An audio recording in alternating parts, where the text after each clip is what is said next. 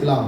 2 தீமோத்தேயு 2வது அதிகாரம் 1வது வசனத்தை நாம் வாசிக்க கேட்கலாம். 2 தீமோத்தேயு 2வது அதிகாரம் 1வது வசனம்.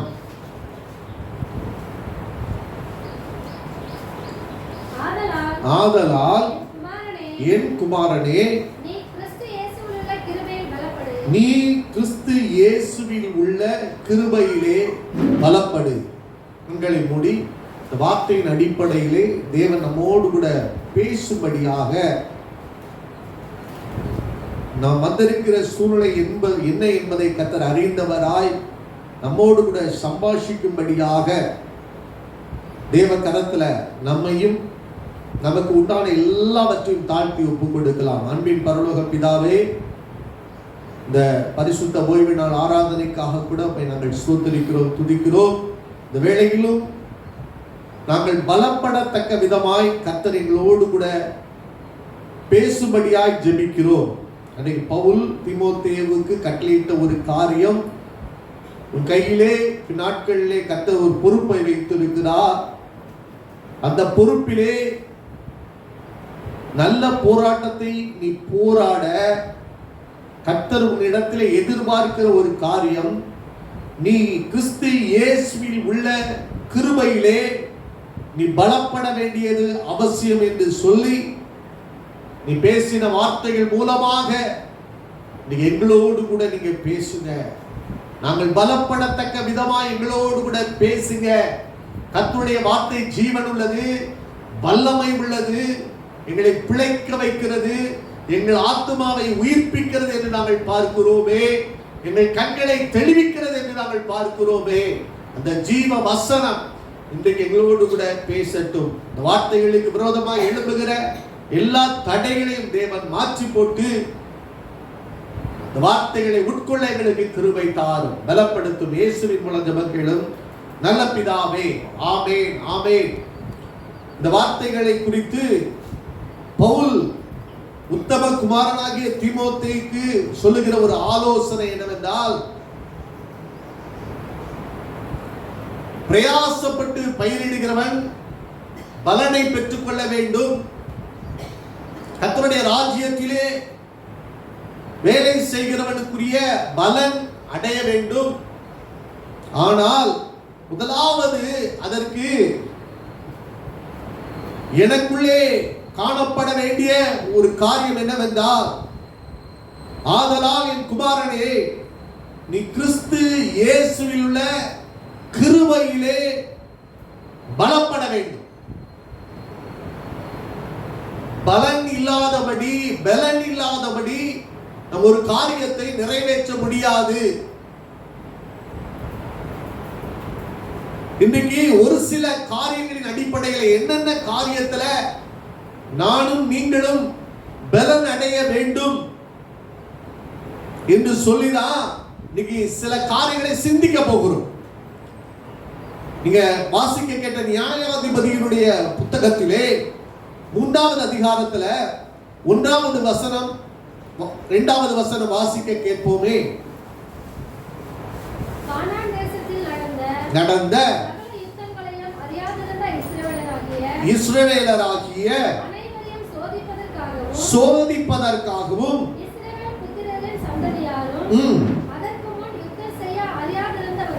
அறியாதவர்களும்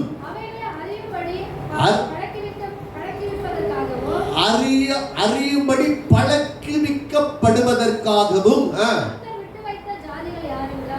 கர்த்தர் விட்டு வைத்த ஜாதிகள்.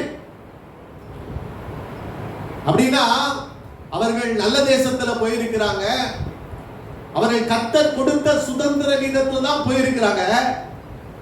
ஆனா அங்க எழுதப்பட்டு இருக்கிறது, கர்த்தர் சில ஜாதிகளை விட்டு வைத்திருக்கிறார். நம்ம கேட்கிறோம்ல, ஏன் கர்த்தர் முற்றிலுமாய் அழிக்கல? ஏன் முற்றிலுமாய் தேவன் என் சத்துருக்களை அவர் நிர்மூலமாக்கவில்லை என்ற கேள்வி எல்லாருக்குள்ள இருக்குது. கர்த்தர் கொடுத்த தேசத்துக்குள்ள இருந்து ஏன் சத்துருக்கள் இவ்வளவு போராடுறாங்க? கர்த்தர் கொடுத்த ஊழியம் தானே, ஏன் நான் போராட வேண்டியது இருக்கிறது என்று சொன்னால், அங்கே வார்த்தை பண்ணமாக சொல்லுகிறது. அந்த இரண்டாவது வசனத்தை வாசிங்க. இஸ்ரவேல் புத்திரரின் சந்ததியாரும் அதற்கு முன் யுத்தம் செய்ய அறியாதிருந்தவர்களும் அவர்களை அறியும்படி என்ன யுத்தம் செய்ய அறியும்படி என் கைகளை யுத்தத்துக்கு பழக்குவிப்பதற்காக ஒன்று. இரண்டாவது சரி முதலாவது வசனம் வாசிங்க. கானான் தேசத்தில் நடந்த சகல யுத்தங்களையும் அறியாதிருந்த இஸ்ரவேலராகிய அனைவரையும் சோதிப்பதற்காகவும். அல்லேலூயா. ரெண்டு காரியத்துக்காக உங்க எல்லைகளுக்குள்ளேயே உங்க சுதந்திர வீதத்துக்குள்ளேயே கர்த்தர் சில சத்துருக்களை வச்சிருக்கிறாராம். அல்லேலூயா. அப்படின்னா சிம்பிளா ஷார்ட்டா சொல்லணும்னா என்னை சரிப்படுத்துவதற்காக கர்த்தர் என் எல்லைகளுக்குள்ளேயே சில சத்துருக்களை வைத்து இருக்கிறார். இன்னும் ஒரு படி மேல சொல்லணும்னா என்னை சரியான கோணத்திலே உருவாக்குவதற்காக சில சத்துருக்கள் என் எல்லைகளுக்குள்ளே தேவன் அசைவாட வைத்திருக்கிறார். நான்காவது வசனத்தை வாசிச்சு பாருங்க. அது என்ன சொல்லுதுன்னு? கர்த்தர் மோசேயை கொண்டு கற்பனைகளையும் கற்பனைகளுக்கு இஸ்ரவேலர் கீழ்ப்படிவார்களோ என்று அறியும்படிக்கு இஸ்ரவேலரை அவர்களாலே சோதிப்பதற்காக. அல்லேலூயா. அவங்களை எதுக்கு வச்சிருக்கிறார்னா கர்த்தர் மோசேயின் மூலமா எழுதி கொடுத்த அந்த கட்டளைகளுக்கு கீழ்ப்படிவார்களா என்று பார்ப்பதற்காக சோதிப்பதற்காக அவர்களை அந்த எல்லைகளுக்குள்ளே வைத்திருந்தார். அல்லேலூயா. அப்படியானால் ஐயா தேவன் செய்கிறது எல்லாமே நன்மைக்கு ஏதுவான ஒரு காரியம். இந்த மனுஷ மாத்திரம் இல்லாம இருந்திருந்தா, இந்த காரியம் மாத்திரம் இல்லாம இருந்திருந்தா என் வாழ்க்கையில எவ்வளவு சமாதானம் இருக்கும் அப்படின்னு நீங்க நினைப்பீங்கல்ல. அந்த மனுஷனை கொண்டுதான் கர்த்தர் உங்களை திட்டமாய் உருவாக்குறார். ஹல்லேலூயா. நான் சொல்ல அந்த மனுஷன் இல்லாம இருந்திருந்தா நீ இவ்வளவு தூரம் உங்களுடைய வாழ்க்கையிலே நீங்க உருவாக்கப்பட்டு இருக்க மாட்டீங்க. ஹல்லேலூயா. நீங்க இருந்த நிலைமையிலே தான் இருந்திருப்பீங்க. இன்னைக்கு ஒரு படி மேல நீங்கள் மெருகூட்டப்பட்டு வணையப்பட்டு நீங்கள் உருவாக்கப்பட்டு இந்த அளவுக்கு கர்த்தருக்காக நீங்க எழும்பி பிரகாசிப்பதனுடைய காரியம் என்னவென்றால் ஐயா அந்த மனுஷன் தான். பார்வோனை எல்லைகளுக்குள்ளே ஐயா தேவன் ஐயா எழுப்பினது நோக்கம் என்னன்னா பார்வோனின் மூலமாய் நான் மகிமைப்படுவேன். அல்லேலூயா. நீங்க சாதாரண ஆட்கள் தான், நீங்க யுத்தம் செய்ய அறியாதவர்கள் தான். ஆனா உங்களுக்கு விரோதமாய் எப்படிப்பட்ட சத்துருவ தேவன் வச்சிருந்தார்னா ரதங்களும் குதிரை வீரர்களுக்கும் பேர் போன ஒரு ராணுவம், எகிப்தின் ராணுவம். அவங்களை எழுப்பி எனக்கு இவ்வளவு பெரிய சத்துருவா அப்படி நீங்க கேட்கிற அந்த நேரத்துல அந்த சத்துருவை ரதங்கள் ஐயா சோதர் குதிரை வீரர்கள் ஈயம் போல மூழ்கத்தக்கதாக செங்கடங்களுக்குள்ளே அமைத்து போட்ட இவர்களோடு இருக்கிற தேவன் பெரியவர் என்பதை இந்த உலகிற்கு காண்பிக்கும்படியாக ராகாப் சொல்றார், உங்க தேவன் பெரியவர், நாங்க கேள்விப்பட்டு இருக்கிறோம், நிச்சயமா இந்த தேசத்தை நீங்க சுதந்திரித்துக் கொள்ளுவீங்க அப்படின்னு கர்த்தர் உங்கள் சத்துருக்களின் மூலமாய் உங்களை கர்த்தர் உயர்த்த திட்டம் பண்ணி இருக்கிறார். ஆகவேதான் ஐயா உங்கள் கைகள் பழக்கிவிக்கப்பட உங்களை சோதிப்பதற்காக சில சத்துருக்களை உங்கள் எல்லைகளுக்குள்ளே தேவன் அனுமதித்து நீங்கள் பலப்படுவதற்கு ஏதுவாக கிறிஸ்து இயேசுவில் உள்ள கிருபையிலே பலப்படுவதற்கு ஏதுவாக உங்களை பலக்கொள்ள செய்வதற்காக கர்த்தர் அதை வைத்து இருக்கிறார். அல்லேலூயா. நீ பாருங்க 1 கொரிந்தியர் 3:1 வாசிக்க கேட்கலாமே. 1 கொரிந்தியர் 3:2 வாசிங்க. நீங்கள் பலன் இல்லாதவர்கள் ஆனபடியினால் நீங்கள் போஜனம் கொடாமல் பாலை குடிக்க கொடுத்தேன், இன்னமும் நீங்கள் மாம்சத்துக்குரியவர்களாய் இருக்கிறபடியினால் இப்பொழுதும் உங்களுக்கு பலன் இல்லை. இன்னைக்கு நான் சொல்றேன், நீங்க மாம்சத்துக்குரியவர்களாய் இருக்கிற பொழுது உங்களுக்குள்ளே பலன் இருக்காது. அங்கே பவுல் எழுதி வச்சிருக்கிறாரு, உங்களை ஆவிக்குரியவர்கள் என்று எண்ணி என்னால பேச முடியலங்க. அல்லேலூயா. நீங்கள் மாம்சத்துக்குரியவர்கள் என்றும் கிறிஸ்துவுக்குள் குழந்தைகள் என்றும் உங்களோடு கூட எண்ணி நான் பேச வேண்டியதாயிற்று. பலமான ஆகாரத்தை அல்ல, உங்களுக்கு பாலை கொடுக்கத்தக்கதாக. நீங்க இன்னும் உங்க சுவாபத்துல வளரலங்க. அல்லேலூயா. நல்லா புரிந்து கொள்ளுங்க. சாமுவேலுக்கு முன்பாக எலியாவை கொண்டு நிறுத்துறாங்க. ஈசாவினுடைய 7 குமாரர்களை கொண்டு வந்து நிறுத்துறாங்க. அவங்கெல்லாம் மாம்சத்தில பார்க்கும்போது பலசாலிகள். ஆனா அவங்களால சத்துருவை ஜெயிக்க முடியல. நல்லா புரிந்து கொள்ளுங்க. இன்னைக்கு மாம்சத்துல வேணா பார்க்கிறதுக்கு கோலியாத்து பெரிய ஆள போல தெரியலாம். அல்லேலூயா. ஆனா தேவனுடைய பார்வையிலே பலன் என்பது, அவர் எதை சொல்லுகிறார் என்றால், நீ ஆவிக்குரிய வாழ்க்கையிலே நீ பலன் உள்ளவனாய் மாற்றப்பட வேண்டும். அல்லேலூயா.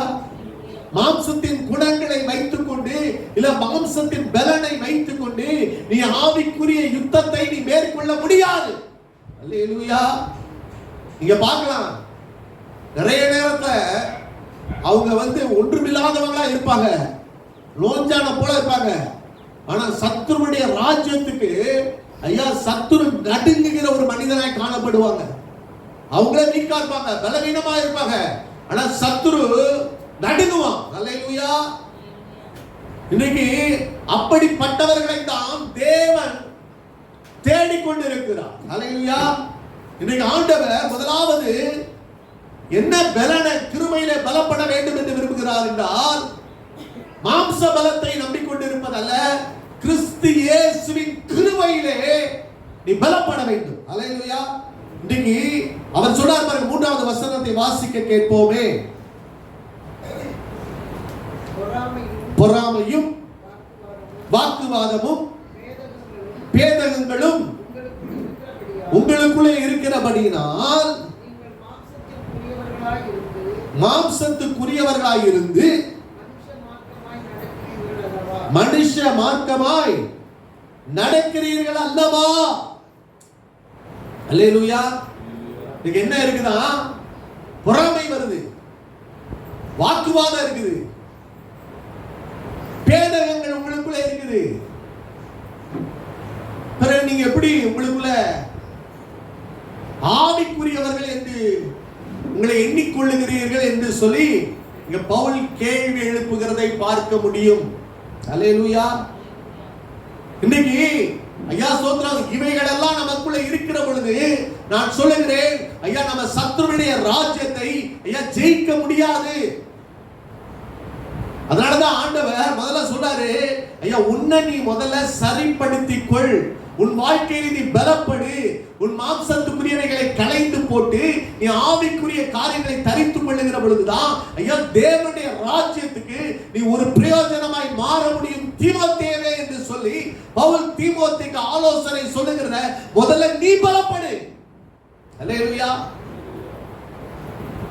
நீ குடும்பத்தை பாருங்க, ஆண்டவர் எழுதி வச்சிருக்கிறார், புருஷர்கள் எப்படி நடந்து கொள்ளணும். எல்லாருக்குள்ளேயும் நீங்க மாம்சம் போராடி கொண்டு இருக்கிறது. நம்மளால ஒரு பெரிய ஆவிக்குரிய யுத்தத்தை செய்யவே முடியல, தேவனுடைய ராஜ்யத்துக்கு பிரயோஜனமா இருக்க முடியல. புருஷர்களே உங்கள் மனைவிகளை கசந்து கொள்ளாதிருங்கள். கசப்பு இருக்குதா? அல்லேலூயா. யோசிச்சு பாருங்க, இதெல்லாம் மாம்சத்தின் குணங்கள். அதனாலதான் சொல்றாரு, ஐயா நீ ஊழியத்துக்கு வந்துட்ட, ஊழியத்தை இப்ப ஸ்டார்ட் பண்ண போற, இதுதான் வாழ்க்கையிலே ஆரம்பம். நீ தேவனுடைய ராஜ்யத்துக்காக பிரயோஜனப்பட வேண்டியவன். ஐயா, நீ உன்னிடத்திலே காணப்படுகிற ஆவிக்குரிய தன்மைகளை குறித்து அங்க தீமோத்தேயுக்கு பலப்படு என்று எழுதுகிறார். நீ குடும்பத்தை யோசிச்சு பாருங்க.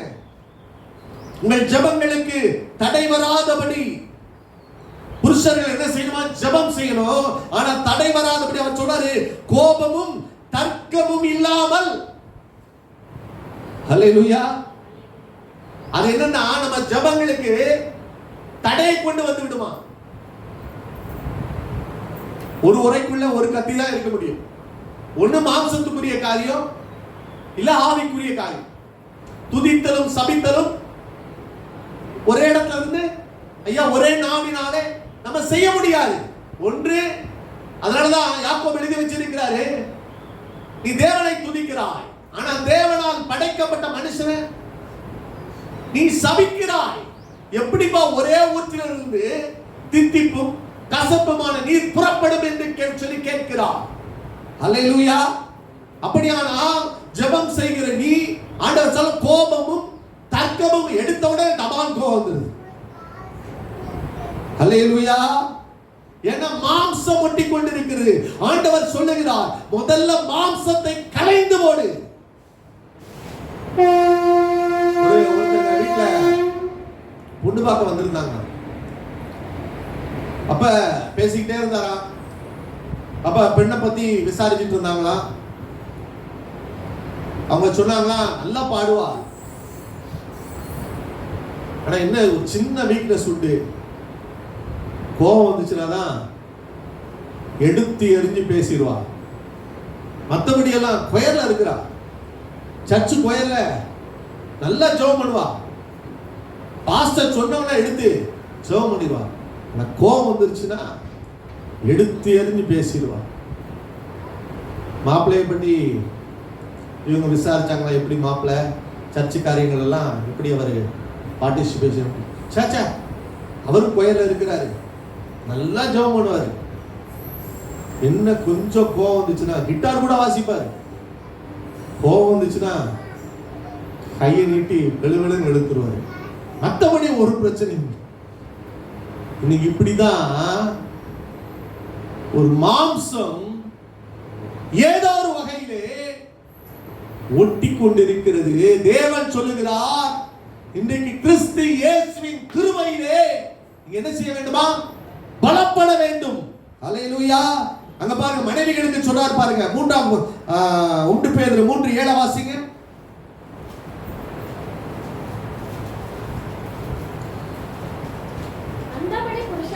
அந்தபடி புருஷர்களே, மனைவியானவள் பலவீனமான பாண்டமாய் இருக்கிறபடியினாலே வராதபடிக்கு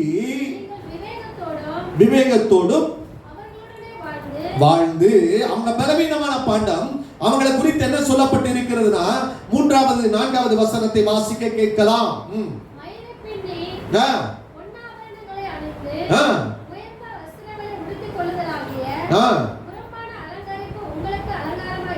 அலங்காரமாய் இராமல்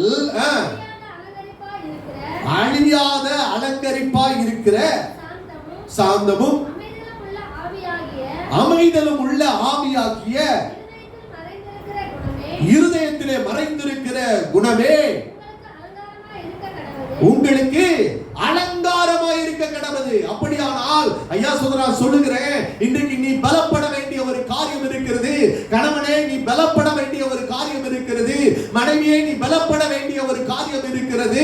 ஐயா, தேவனுடைய ராஜ்யத்திலே ஐயா நம்முடைய குடும்பம் ஐயா தோள் கொடுத்து ஐயா சோதர காரியங்களை செய்ய வேண்டுமானால் முதலாவது ஐயா கணவன் மனைவி தான் ஐயா சபைக்கு ஈடாக சொல்லப்பட்டிருக்கிற ஒரு காரியம். அல்லேலூயா. அப்படியான மனைவியை பார்த்து சொல்ல, இன்னைக்கு நீ ரொம்ப நீ கொடுக்கிற ஒரு காரியம் என்னவென்றால், முக்கியத்துவம் கொடுக்கிற ஒரு காரியம் என்னன்னா, இதை வாங்கி கொடுக்கல, Dress வாங்கி கொடுக்கல, இந்த நகை வாங்கி கொடுக்கல, புறம்பான அலங்கரிப்புக்கு தான் நீ முக்கியத்துவம் கொடுத்து சண்டைய பண்ற. ஜபத்துக்கு தடை வர்றதுக்கு காரணம் என்ன? யாரு ஜெபத்துக்கு தடை வருது? கணவன்லாம் ஜெபிக்கவே மாட்டாரு. ஏன் ஜெபிக்க மாட்டாருன்னா, ஜெபத்துக்கு தடை வருது. ஜெபிக்க விடாதபடி தடை எங்க ஆரம்பிக்குதுன்னா, புறம்பான அலங்கரிப்புக்கும் புறம்பான காரியங்களுக்கும் ஐயா முக்கியத்துவம் கொடுக்கிற ஒரு காரியம். அல்லேலூயா. மயிரை பின்னிலாவது இல்ல ஆபரணங்களிலே இருக்கிற அந்த காரியம் தான் முக்கியத்துவப்படுத்துகிறோமே தவிர, தேவன் ஒரு அலங்கரிப்பை பத்தி பேசுறாரு. அழியாத அலங்கரிப்பா இருக்கிற, என்றென்றைக்கும் அழியாத ஒரு காரியம், அது பேசப்படுகிற ஒரு காரியம். சாந்தமும் அமைதலும் உள்ள ஆவியை பெற்றுக் கொள்வதற்கு நான் எந்த அளவுக்கு முயற்சி செய்திருக்கிறேன். அல்லேலூயா. பெரிய காரியத்தை தேவன் நம்மிடத்திலிருந்து எதிர்பார்க்கலங்க. ஆனா ஐயா நான் சொல்றேன், ஆண்டவர் இந்த அழகின் மீது பிரியப்படுகிறார். இந்த பர்టిక్యులர் காரியத்தை தேவனை விரும்புகிறார். பெரிய லெவல்ல எனக்கு ஜெபிக்கத்தார பரவாயில்லை. அல்லேலூயா. ஆனா உனக்குள்ளே சாந்தமும் அமைதலும் உள்ள ஒரு ஆவியை ஐயா எதிர்பார்க்க முடிகிறதா? அல்லேலூயா. நீங்க கர்த்தர் வந்து பாருங்க ஐயா சொல்றான், அந்த சுவாபத்தை நீங்கள் பெற்றுக்கொள்ள வேண்டும் என்று சொல்லி அதிகமாய் விரும்புகிறார். ஒரு வார்த்தை பேசுகிறதுக்கு முன்னாடி 10 வார்த்தை பேசுறோம். ஆனா நம்மளால ஐயா ஸ்தோத்திரம் அந்த கோபத்தை அடக்குவதோ, ஒரு சாந்தம் உள்ள ஒரு ஆவியை ஐயா ஸ்தோத்திரம் நான் வைத்துக் கொள்வதோ, அதற்கு நான் எவ்வளவு தூரம் நான் முயற்சி பண்றேன், அதற்காக நான் தேவனிடத்தை எவ்வளவு தூரம் பிரயாசப்படுறேன். அதனாலதான் உங்களை புடமிடுவதற்காக சில சத்துருக்களை உங்க எல்லைகளுக்குள்ளே கர்த்தர் வைத்திருக்கிறார். அல்லேலூயா. சோதிப்பதற்காக, நீ கர்த்தருடைய கட்டளைகளை கைக்கொள்ளுவாயோ மாட்டாயோ என்று பார்ப்பதற்காகத்தான் அவ்வளவு கடினமான சில சத்துருக்களை உன் எல்லைகளுக்குள்ளே வைத்து உன்னை பலப்படுத்திக் கொண்டிருக்கிறார். அல்லேலூயா. உன்னை ஒரு பயிற்சி. இவங்க யுத்தம் செய்ய அறியாத ஜனங்கள் இஸ்ரவேலிலிருந்து புறப்பட்டு வர்றாங்க. ஆனா அவங்கள ஐயா சொன்ன அப்படியே விடலை என் ஆண்டவர். நீ பழக்கிவிக்கப்படணும். சும்மா ஒரே நாள்ல வந்துராது. இந்த சுவாபம் என்பது ஐயா ஸ்தோத்திரம் ஐயா ஒரே நாளிலே வராது. அதற்காக முயற்சி செய்ய வேண்டும். யோசேப்புடைய வாழ்க்கையில பாருங்க, வசனம் அவனை புடமிட்டது. அல்லேலூயா. மாற்றிக் கொள்வதும் மாறாமல் இருப்பதும் அது என் கையில தான் இருக்குது. நல்லா சொல்றேன். ஏசா தனக்குள்ளே கசப்பை வைத்திருந்தான்.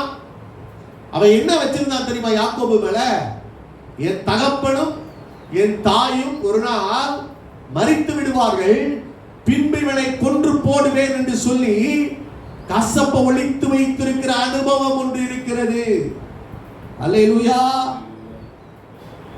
யாக்கோபுடைய வாழ்க்கையிலே யாக்கோபு ஆசீர்வதிக்கப்படுவதற்கு காரணம் இருக்கிறது. அவன் எத்தனை தொடங்கின வாழ்க்கை தான். அவனுடைய வாழ்க்கையில ஸ்டார்டிங் பேஸ் வந்து அவன் ஏமாற்றுக்காரனாக தான் இருந்தான். சகோதரன் ஏமாற்றிட்டான்.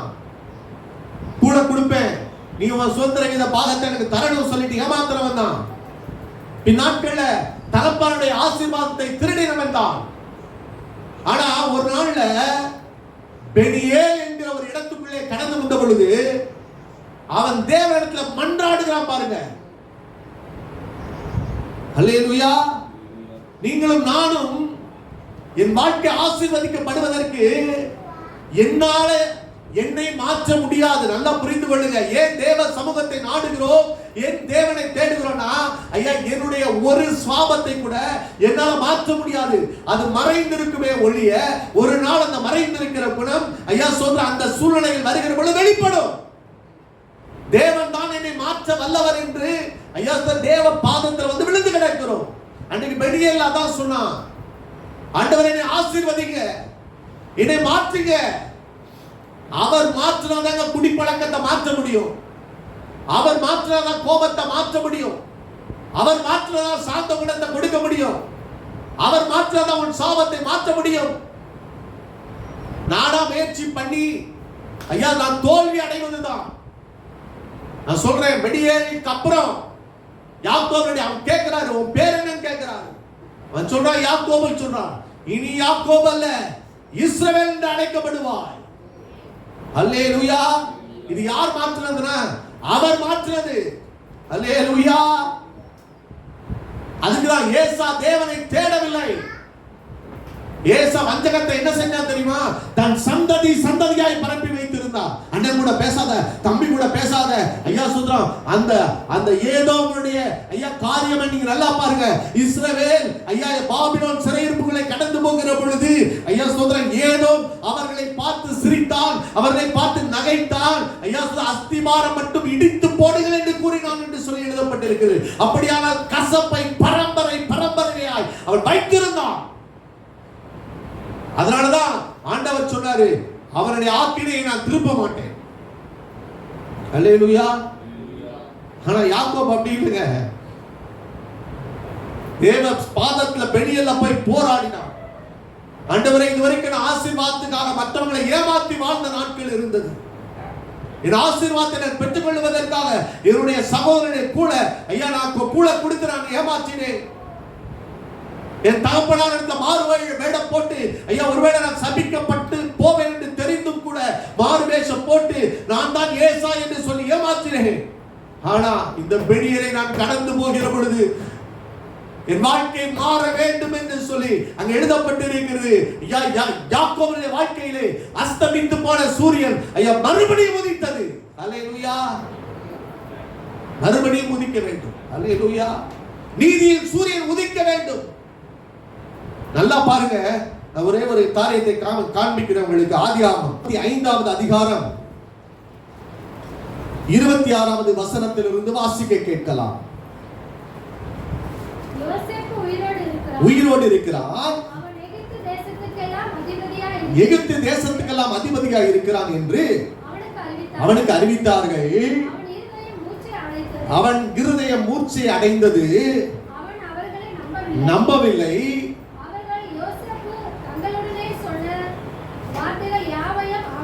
சொன்னபோதும் பாருங்க, தன்னை ஏற்றிக்கொண்டு போகும்படி யோசேப்பு அனுப்பின வண்டிகளை கண்டபோதும் உயிர்த்தது. இப்ப யோசேப்பு அதிபதி ஆகிவிட்டான்.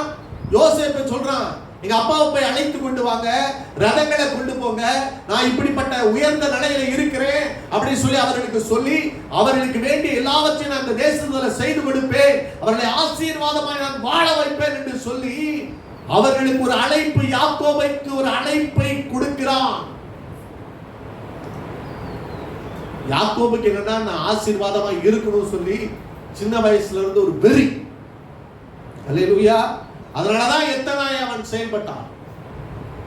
இப்ப அந்த பெனியேலுடைய அனுபவம் மாற்றப்பட்ட தேவன் அவனை மாற்றின அந்த அனுபவங்களுக்கு பிற்பாடு அவன் நடந்து கொண்ட விதத்தை தான் நான் சொல்றேன்.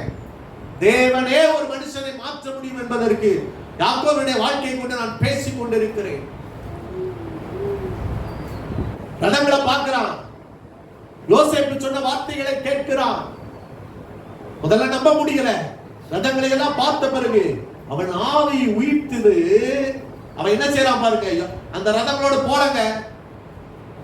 முதல்ல அவன் போகல, அவன் என்ன பண்றான் பாருங்க. அதே 45வது அதிகாரம் முதல் வசனத்தை வாசிக்க கேட்போம். 46 முதல் வசனம். 46 முதல் வசனம். ஆதியாகமம் 46 முதல் வசனம். புறப்பட்டு பேர்சபாவுக்கு போய் பலியிட்டான். அன்று இரவிலே தரிசனமாகி யாக்கோபே யாக்கோபே என்று கூப்பிட்டார். அவன் இதோ அடியேன் என்றான். அப்பொழுது அவர், அந்த தேவன், நான் உன் தகப்பனுடைய தேவன், நீ எகிப்து தேசத்துக்கு போக பயப்பட வேண்டாம், அங்கே உன்னை பெரிய ஜாதி ஆக்குவேன். அல்லேலூயா. நான் சொல்றேன், யாக்கோபு முதல்ல அந்த ரதங்களை பார்த்த உடனே, யோசேப்பு ஆசீர்வாதமா இருக்கிறான் பார்த்த உடனே அவன் அங்க போகல, எகிப்துக்கு போகவில்லை. அவன் நேராக தன் தகப்பன் கட்டின பேர்சாபியாவின் பலிபீடத்திலே போய் தேவனுக்கு நன்றி செலுத்த ஆரம்பித்தான். அல்லேலூயா. ஒரு காலத்திலே ஆசீர்வாதத்திற்காக எத்தனை போல அழைத்தவன் இன்றைக்கு பாருங்க, ஆசீர்வாதம் இருக்கிறது என்று சொன்னாலும் கூட அவனுடைய மனம் அதில் சாயவில்லை. அதுதாங்க தேவனால் மாற்றப்படுகிற ஒரு அனுபவம். இப்ப தேவன் சொல்றார், இப்போ அதற்காக அவன் புறப்பட்டு போகிறான். அல்லேலூயா. ஆசீர்வாதம் இருக்கிறது என்பதற்காக அல்ல, தேவன் சொன்னா நான் போறேன். அல்ல, அது ஆசீர்வதிக்கப்பட்ட காரியமோ ஆசீர்வாதம் இல்லையோ பரவாயில்லை, அதுதாங்க மாற்றப்பட்ட ஒரு இருதயம். அல்லேலூயா. அதான் நான் சொல்ல வருகிறேன், தேவனோடு போராடணும். என் வாழ்க்கையில நான் எத்தனை இருக்கிற ஆண்டவரே, ஏசாவை எதுக்கு வச்சிருக்கிறாரு? நீ மாற்றப்படுவதற்கு. நீ இல்லாவிட்டா யாக்கோபு தேவனை தேடி இருக்கவே மாட்டான். அல்லேலூயா. நீ போராடணும். நீ கிறிஸ்து இயேசுவில் உள்ள கிருபையிலே பலப்படுவதற்கு சில சத்துருக்களை உன் எல்லைகளுக்குள்ள வைத்திருக்கிறார். அல்லேலூயா. நம்ம என்ன செய்றோம்? ஏசாவை போல மனசு வச்சு வைராக்கியங்கள், கசப்புகளையும், மாம்சத்துக்குரிய காரியங்களையும் நமக்குள்ளே வைத்து நின்று கொண்டிருக்கிறோமே தவிர, என்னை ஒரு ஆவிக்குரியவனாய் பலப்படுத்திக் கொள்ள, மாற்றிக்கொள்ள ஒரு வளர்ச்சி இல்லாத ஒரு கிறிஸ்தவர்களாகவே நின்று கொண்டிருக்கிறோம். எத்தனை ஆண்டு பகைகள், எத்தனை ஆண்டு பொறாமைகள், எவ்வளவு தரம் வாக்குவாதம் பண்ணாலும் ஐயா அந்த சத்துரு போகவே இல்லை, நின்றுட்டே இருக்கான. நீ மாறவே இல்லை, நீ மாறவே இல்லை. என் கணவன் மாற மாட்டேங்கிறாருங்க, என் கணவன் அப்படியே தான் இருக்கிறாரு. கணவனை குறை சொல்லாத. உன் மனைவிகளுடைய நல்ல நடக்கையினாலே நீ கணவனை ஆதாயப்படுத்திக் கொள்ள முடியும். அல்லேலூயா. நம்மகிட்ட நடக்கை சரியில்லையே. அல்லேலூயா. அதே போலதான், அதே போலதான். நீ கர்த்தருக்கு கீழ்ப்படிகிறது போல உன் புருஷனுக்கு கீழ்ப்படி. நீங்க ஜெபம் பண்றதெல்லாம் இரண்டாவது. என் பாஸ்டர் ரொம்ப இதா சொல்றார், வசனத்தை வாசி முதல்ல, ஜெபம் பண்றதெல்லாம் இரண்டாவது. வசனத்துக்கு கீழ்ப்படிய ஒப்புக்கொடு. ஜெபம் பண்ணிட்டு என் வாழ்க்கை மாறாம நான் 1 மணி நேரம் ஜெபம் பண்றேன், 2 மணி நேரம் ஜெபம் பண்றேன், 3 மணி நேரம். ஆனா ஐயா சொல்ற வேதம் சொல்லுகிறது, வசனத்துக்கு கீழ்ப்படியாத எந்த ஜெபமும் தேவனுடைய பார்வையிலே அருவருப்பானது. அல்லேலூயா. அதே போல திரும்பவும் சொல்லுகிறேன், தேவ ஜெபத்துல போய் மாற்றப்படாத எந்த வாழ்க்கையும் நீ யாக்கோபாகவே இருக்கிறது அருவருப்பானது. நீ போனா தேவனை சந்திக்கிற ஒரு இடத்துக்குள்ளே போக வேண்டும். யாக்கோபு இஸ்ரவேலாய் மாற்றப்படுகிற ஒரு அனுபவத்துக்குள்ளே போக வேண்டும். அல்லேலூயா. போயிட்டு நம்ம காரியத்தை அவர் இப்படி பேசிட்டாரு, இவரு இப்படி பண்ணிட்டாரு, இவங்க இப்படி பண்ணிட்டாரு. ஐயா சொல்ற ஆண்டவர் சொல்வாரு, உன் பேர் என்ன? நீயா? ஒவ்வொருவரும் தனிப்பட்ட விதத்திலே தேவனிடத்திலே போய் என் வாழ்க்கையில ஒரு மறுரூபத்தை, மாற்றத்தை நான் அடைய வேண்டும் என்ற ஒரு நம்பிக்கையோடு கடந்து போக வேண்டும். அல்லேலூயா. அங்கே பாருங்க ஐயா ஸ்தோத்திரம். அந்த இடத்துல ஆண்டவர் சொல்லாம 1 பேதுரு வாசிக்க பாப்போம். 1 பேதுரு 3:1 2 வரைக்கும் வாசிக்க கேட்போம்.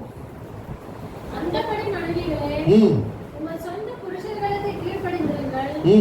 அப்பொழுது அவர்களில் யாராவது திருவசனத்திற்கு கீழ்ப்படியாதவர்களாய் இருந்தால் பயபக்தியோடு கூடிய, எதப்பது? பயபக்தியோடு கூடிய உங்கள் கற்புள்ள நடக்கையை அவர்கள் பார்த்து போதனையின்றி மனைவியின் நடக்கையினாலே ஆதாயப்படுத்திக் கொள்வார்கள். அல்லேலூயா. நீங்க போய் அவங்களுக்கு எல்லாம் பிரசங்கம் பண்ணணும்னு அவசியம் கிடையாது. நீங்க வாங்க, எங்க பாஸ்டரை கூட்டிட்டு போறேன், இன்னைக்கு உட்கார்ந்து நீங்க பாஸ்டர் சர்ச்சில் ஐயா அவர் பிரசங்கம் பண்றதை கேளுங்க, நீங்க மாறிடுவீங்க. அப்படியெல்லாம் ஒரு காரியமும் மாற்ற முடியாது. அல்லேலூயா.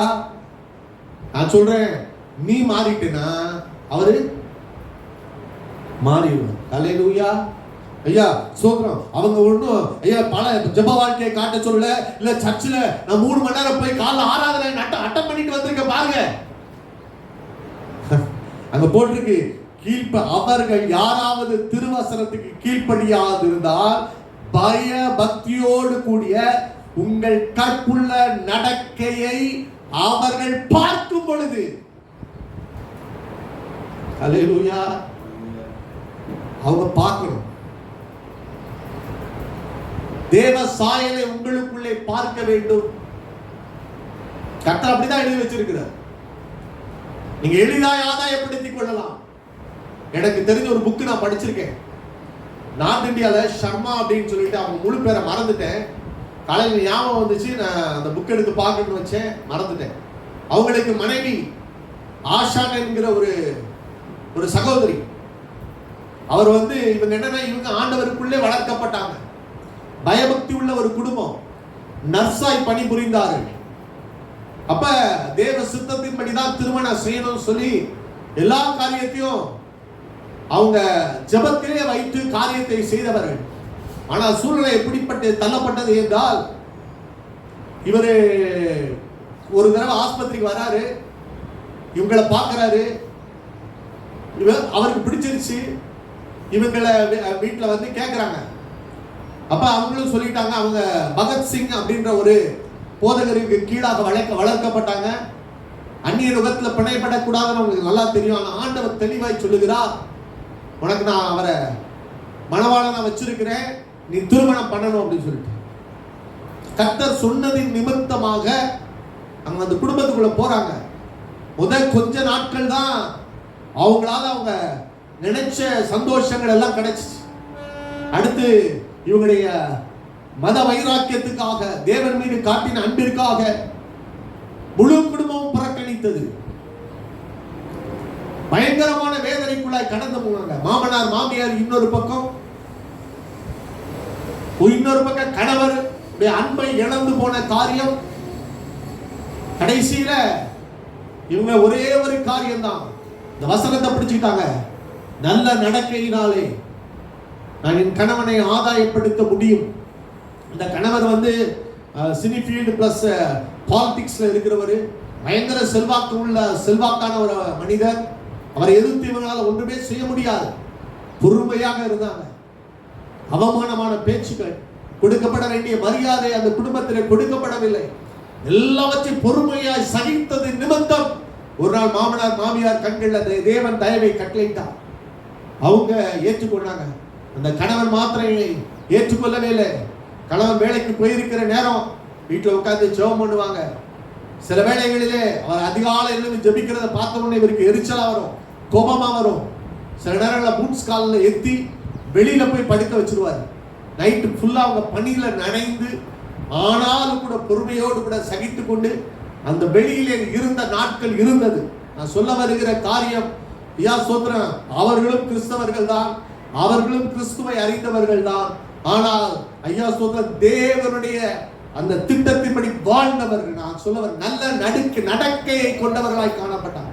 எவ்வளவோ எரிச்சல்கள், எவ்வளவோ கோபங்கள். கடைசியில் ஒரு நாள் அவங்க பாஸ்டர் அவங்க வீட்டுக்கு வரேன்னு சொன்னாங்க. அன்னைக்கு கூட கொஞ்சம் இருங்க, கொஞ்சம் பார்த்துட்டு போங்க, ஜெபம் பண்ணுங்க சொன்ன போதிலும் கூட அவர் காலெல்லாம் மிதிச்சுட்டு அவர் கடந்து போயிட்டார்.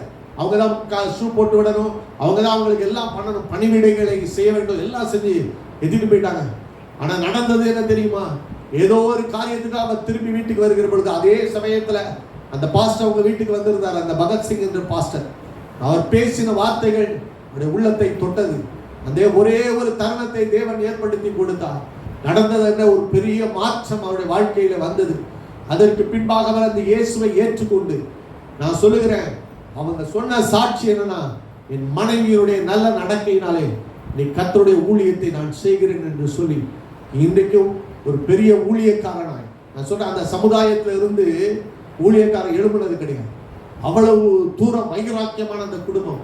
ஆனால் ஒரே ஒரு மனைவி காண்பித்த அந்த அன்பு, அந்த நடக்கை, அது நிமித்தமாக அந்த கணவன் தொட்டு ரட்சிக்கப்பட்டு அநேகர் மத்தியில் அந்த சமுதாயத்தில் ஒரு பெரிய சாட்சியாக நின்று கொண்டிருக்கிறார். ஒரு புத்தகத்தை எழுதி வெளியிட்டு இருக்கிறார். இது ஒரு உண்மை சம்பவம். நான் சொல்லுகிறேன், நீ தேவனுடைய வார்த்தையின்படி வாழ, ஐயா, சரீரத்தை ஒடுக்கி கீழ்ப்படுத்தி நீ ஒப்பு கொடுக்கிற பொழுதுதான் ஐயா தேவனுடைய வார்த்தை கிரியை செய்து ஒரு மனுஷனை மாற்றக்கூடிய வல்லமை உள்ளது. அல்லேலூயா. ஆனா இன்னைக்கு நம்ம என்ன செய்யணும்னா ஐயா உலக முறைப்படி உலகத்துக்கு ஒத்த வேஷத்தை தரித்து தான் நம்ம வாழ்ந்து கொண்டு இருக்கோம்.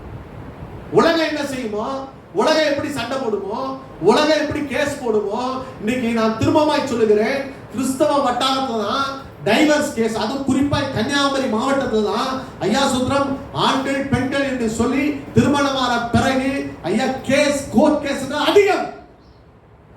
இதுக்கு மேல நீங்க என்ன சொல்லுவீங்க?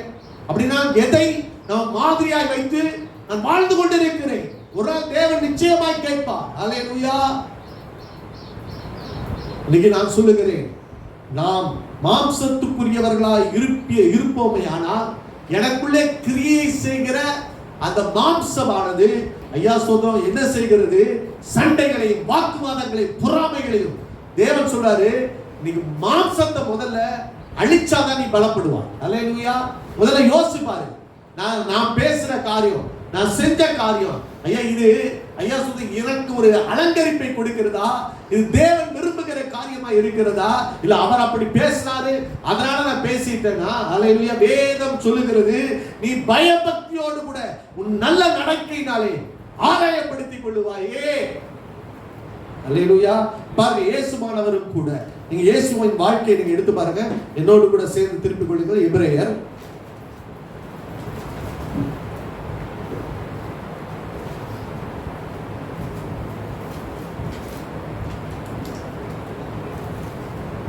5:7 வாசிக்க கேட்போம். அவர் மாம்சத்தில் இருந்த நாட்களில் நம்மை மரணத்திலிருந்து ரட்சிக்க வல்லமை உள்ளவரை நோக்கி பலத்த சத்தத்தோடும் கண்ணீரோடு விண்ணப்பம் பண்ணி வேண்டுதல் செய்து கேட்கப்பட்டு குமாரனாய் இருந்தும் பட்ட பாடுகளினாலே கீழ்ப்படிதலை கற்றுக்கொண்டு பூரணரான பின்பு. அல்லேலூயா. நான் திரும்பமாய் சொல்லுகிறேன், அவர் மாம்சத்துல தான் இருந்தாரு. அவரும் நம்மை போலதான் இந்த உலகத்துல மாம்சத்துல தான் அவர் வந்து தோன்றினார். ஆனா என்ன செஞ்சாரு பாருங்க, உரத்த சத்தத்தோடும் கண்ணீரோடும் அவர் விண்ணப்பம் பண்ணுகிற ஒரு அனுபவத்தை அவர் பெற்றிருந்தார். அல்லேலூயா. அவர் உடனே பூரணரான குமாரன் என்கிறதுனால ஐயா அவர் பூரண ஆன பின்பு என்று எழுதப்பட்டிருக்கிறார். அப்படியானால் ஐயா அவரும் ஐயா ஏதோ ஒரு வழிமுறைகள் உட்பட்டு தான் வந்திருக்கிறார். தேவனை நோக்கி ஒரு யாக்கோபை போல நீ கதற வேண்டும். எதற்காக கதறணும்? அந்த பிளாட்டை வாங்கினோம், அந்த வீட்டை வாங்கினோம், கல்யாணம் நடந்துடணும். ஐயா நான் சொல்றேன், முதல்ல நீ பலப்படு. அல்லேலூயா. நீ பலப்படு. என்னைக்குமே தகுதி இல்லாத ஒருத்தரை கொண்டு போய் எந்த ஒரு பொறுப்புகளையும் தேவன் கொடுக்க மாட்டார். என் பாஸ்டர் அடிக்கடி சொல்லுவாங்க, குடும்பத்தை பத்தி கவுன்சிலிங் தெரியாத ஒருத்தட்ட, குடும்பத்தின் அனுபவம் இல்லாத ஒருத்தட்ட கொண்டு போய் குடும்பங்களை கொண்டு வந்து கையில கொடுக்க மாட்டாங்க. ஏன்னா அவங்க சிதைச்சிருவாங்க. இணைப்பதற்கு பதிலாக என்ன செஞ்சிருவாங்க? பிரித்து விட்டுருவாங்க. அப்ப முதல்ல என்ன செய்வாரா? நம்ம என்ன நினைக்கிறோம்? ஏன் இதை கொடுக்க மாட்டேங்கிறாரு, ஏன் இந்த காரியத்தை கையில பொறுப்பை கொடுக்க மாட்டேங்கிறான்னா நான் இன்னும் பலப்படவில்லை. அல்லேலூயா. அப்ப ஐயா சொன்னீங்க பாருங்க, ஒரு மனுஷனை குறித்து போட்டு லூக்கா 22:31 வாசிங்க. லூக்கா 22:31. சீமோனே போல கேட்டுக்கொண்டான், நானோ உனக்காக வேண்டிக் கொண்டு என்ன பண்ணணும்? நீ குணப்பட்ட பின்பு ஸ்திரப்படுத்து. முதல்ல நீ குணமாகு. இல்ல அவர் சரியில்லை, ஆண்டவர் சொல்லுவாரு முதல்ல நீ குணமாகு, நீ தான் சரி. இல்ல அவ சரியில்லை, இல்ல ரெண்டு பேருமே ஐயா ஒவ்வொருவரும் தங்களை மாற்றிக்கொள்ள வேண்டிய காரியம் இருக்கிறது. நீ குணப்பட்ட பிறகுதான் சகோதரர்களை ஸ்திரப்படுத்த முடியும். சாத்தான் பாருங்க, அவன் எவ்வளவு கண்ணியா, என்ன சீமோனே சீமோனே, இதோ கோதுமையை சுளைவினால் புடைக்கிறது போல சாத்தான் உன்னை புடைக்கிறதுக்கு உத்தரவை கேட்டுக்கொள். ஏன் சாத்தான் உன்னை புடைக்கிறான் என்றால் கோதுமையோ உமியோ தனித்தனியாக பிரித்தெடுக்கப்பட வேண்டியது அவசியமாக இருக்கிறது. அல்லேலூயா. ஏன் சோதனை, ஏன் சோதிக்கிறான்? நீ எப்படிப்பட்டவனா இருக்கிற?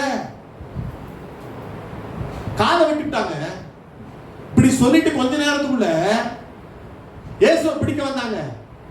கத்தி எடுத்து காதார போட்டான். அதான் ஒரு பிரசங்க சொன்னாரு, ஏன் காதை வெட்டலான்னு சொல்லுவீங்கன்னு கேட்டாரு. நீங்க வந்திருப்பீங்க, ஏன் பேதர் காதை வெட்டலான்னு சொல்லுங்க அவர் கேட்டாரு. நான் தான் பதில் சொன்னேன். யாராவது தெரியுதா? அவன் மீன் வெட்டி பழக்கம், அதனால என்ன சரியா காதல உள்ள போட்டான் அப்படின்னா. அப்படின்னா என்னத்தனா, ஐயா உன் ஜென்ம சுவாபம் ஒண்ணு மாறல. நீ கடல்ல இருந்த மாதிரிதான் இயேசுவின் முன்னாடி போற நேரமும் ஐயா நீ அப்படிதான் போயிட்டு இருக்க. ஆனா இப்ப என்ன கிறிஸ்டியன் ஆவிக்குரியவன் பெந்தேகோஸ்தே சபையில் போட்டிருக்க, ஆனா உள்ளுக்குள்ள எந்த மாற்றமும் இல்ல. இத வச்சுட்டு ஐயா நீ மீன்களை, நீ மனுஷர்களை பிடிக்க முடியாது. நீ பலப்படணும், நீ குணப்படணும். அல்லேலூயா. வாசிங்க பாப்போம், லூக்கா 9:54 வாசிங்க. இங்க அடுத்து பாருங்க.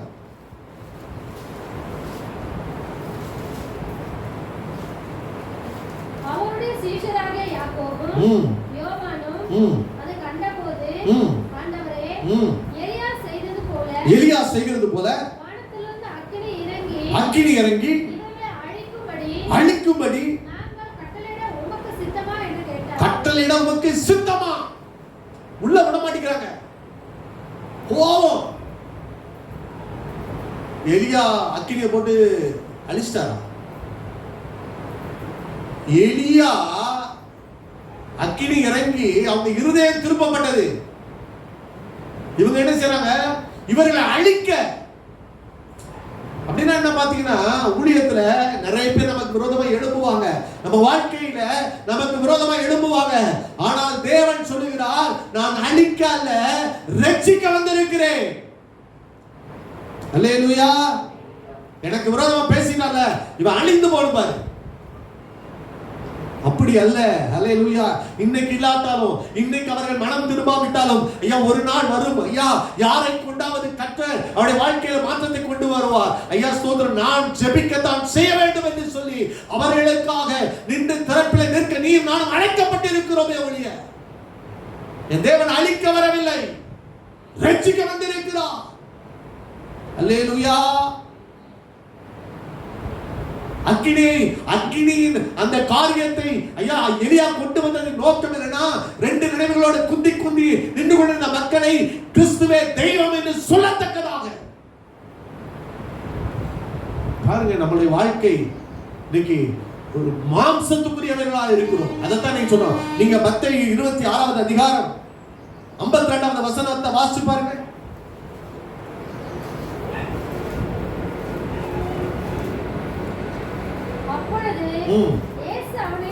நோக்கி போடு,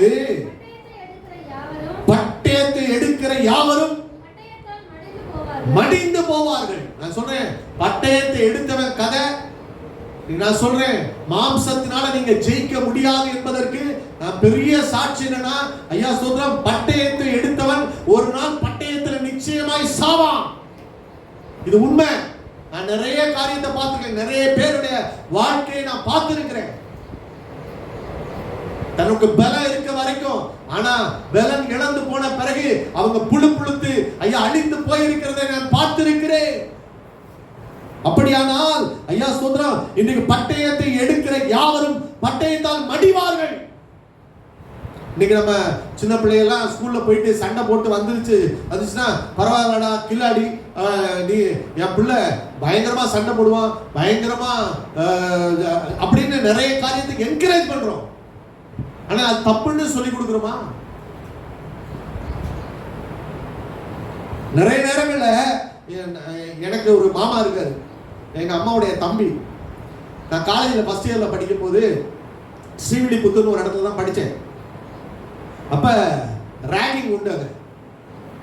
அப்ப நான் அங்க லோக்கலா இருந்ததுனால ரொம்ப லோக்கலா பண்ண மாட்டாங்க, வெளியில இருந்து வரவங்கள தான் பண்ணுவாங்க. அந்த டைம்ல என்னாச்சுன்னா, எனக்கு லோக்கல் சப்போர்ட் அங்க இருந்ததுனால பண்ண மாட்டாங்க. திடீர்னு என்ன செஞ்சுட்டாங்க, என் கூட உள்ளவன் ரொம்ப அவன் பயங்கரமா இருந்ததுனால அவனை பார்த்துட்டு இருந்தாங்க. திடீர்னு நானும் டப்புன்னு ஏதோ பேசினோடனே என் சட்டையை பிடிச்சிட்டாங்க. சட்டையை பிடிச்ச உடனே என் கூட இருந்த ஃப்ரெண்டு அவனை விடுன்னு சொல்லி கூட்டிட்டு வந்துட்டான் வீட்டுக்கு. எங்க மாமா அப்பா எங்க வீட்டில் இருந்தார். என் மாமாட்ட நான் சொன்னேன், இம்மா இப்படி சட்டையை பிடிச்சிட்டாங்க அப்படின்னு சொல்லி. என் மாமா உடனே அடுத்த நிமிஷம், அவர் அட்வொகேட்டா இருக்கும், அது எப்படி உன் சட்டையை பிடிப்பாங்க, நீ 4 பேரை கூட்டிட்டு போய் அவனை உண்டு இன்னைக்கு பண்ணிட்டு தான் அடுத்த வேலை என்ன வந்தாலும் நான் பார்க்கிறேன் அப்படின்னு. அப்படின்னா இன்னைக்கு ஐயா சொல்ல, அதுவல்ல நாம் கற்றுக் கொடுக்கிற ஒரு காரியம். பட்டயத்தை எடுக்கிறவர்கள் பட்டயத்தினாலே அழிந்து போவார்கள் என்பதை ஐயா இன்றைக்கு நாம் சமுதாயத்துக்குள்ளே கற்றுக் கொடுக்க வேண்டியது அவசியமாயிருக்கிறது. இந்த சுதந்திர போராட்டத்தின் தியாகிகள் வாழ்க்கை நீங்க கற்று பாருங்க. காந்திஜி இருந்தார், மாடரேட்டர்ஸ் இருந்தாங்க, எக்ஸ்ட்ரீமிஸ்ட் ரெண்டு குரூப் இருந்தாங்க. யாரால கடைசியில சாதிக்க முடிஞ்சிச்சுன்னா, மகாத்மா காந்தி அவங்கள மாடரேட்டர்ஸ், யுத்தம் இல்லாமல் அமைதியின் வழியை கை கொண்டு ஐயா அவர் வேதத்தை அறிந்து அவங்க ஏதோ ஒரு காரியத்தை ஐயா வேதாமத்திலிருந்து முன்னுதாரணமாக எடுத்து தன்னுடைய வாழ்க்கையிலே அதை அவங்க அந்த பிரயோஜனப்படுத்தி கொண்ட பணியினாலே அவங்க வாழ்க்கையில ஒரு வெற்றியை சம்பாதிக்க முடிந்தது. ஆனா அதே இது இன்னொரு குரூப் இருந்துச்சு, சுபாஷ் சந்திர போஸ், பாலகங்காதர திலக், சர்தார் வல்லபாய் பட்டேல். இவங்கெல்லாம் எக்ஸ்ட்ரீமிஸ்ட், தீவிரவாதம் தான் முடிவை கொண்டு வரும் என்று இருந்தார்கள். ஆனா அவங்களால சாதிக்க முடியவில்லை. நான் சொல்றேன், இன்றைக்குமே ஒரு பிரச்சனைகளுடைய தீர்வு ஐயா சோதரம், ஐயா நான் சொல்லுகிறேன், உங்கள் கையில தான் இருக்குது. நீங்க அதை எப்படி கையாளுகிறீர்கள் என்பதுதான் முக்கியம். சில பிரச்சனைகளை உங்க எல்லைகளுக்குள்ளே கட்ட வச்சிருக்கிறார். அது எதுக்கு தெரியுமா? உங்களை மாற்றுவதற்கு. நீங்க அதுல என்ன முயற்சி பண்ணணும்னா, நீங்க பார்க்க வேண்டிய சரியான முன் உதாரணம் இயேசு கிறிஸ்து. வாழ்க்கையில மோசே கூட தவறிட்டாங்க. பூமியிலே சாந்தமுள்ள மனுஷன் சொல்லிட்டு மோசே குறித்து தான் எழுதப்பட்டு இருக்கிறது. ஆனா அவன் வாழ்க்கையிலே முதல்ல எகிப்தியனை கொண்டு போட்டான். திடீர்னு கோபம் வரும். அடுத்து பாருங்க, கற்பலகைகளை 40 நாள் தேவ சமூகத்திலிருந்து கொண்டு வந்து இறக்கி கொண்டு வர்றான். தபால் தூக்கி எறிஞ்சிட்டு கீழே போட்டார். அந்த ஜனங்களை பார்த்த உடனே இவங்களெல்லாம் நீங்க முன் உதாரணமா எடுத்துட்டீங்கன்னா, மேகம் போன்ற இவ்வளவு திரளான சாட்சிகள் உங்களுக்கு இருந்தாலும் விசுவாசத்தை தொடக்கிறவரும் முடிக்கிறவருமாகிய இயேசு கிறிஸ்துவை நோக்கி நீயும் நானும் பொறுமையோடு உனக்கு நியமித்த ஓட்டத்தை ஓட அடைக்கப்பட்டிருக்கிறீர்கள். பல உதாரணங்களை சொல்லலாம். அவர் அப்படி வாழ்ந்தாரு, மோசே சாந்தமுள்ள மனிதன், அவர் கீழே போட்டு உடைக்கலையா? ஆனா உங்களையும் என்னையும் ஐயா நோக்கி பார்க்க சொல்லுகிற ஒரே ஒரு இடம், நீ இயேசு கிறிஸ்துவை பார். சொல்ல நான் சாந்தமும்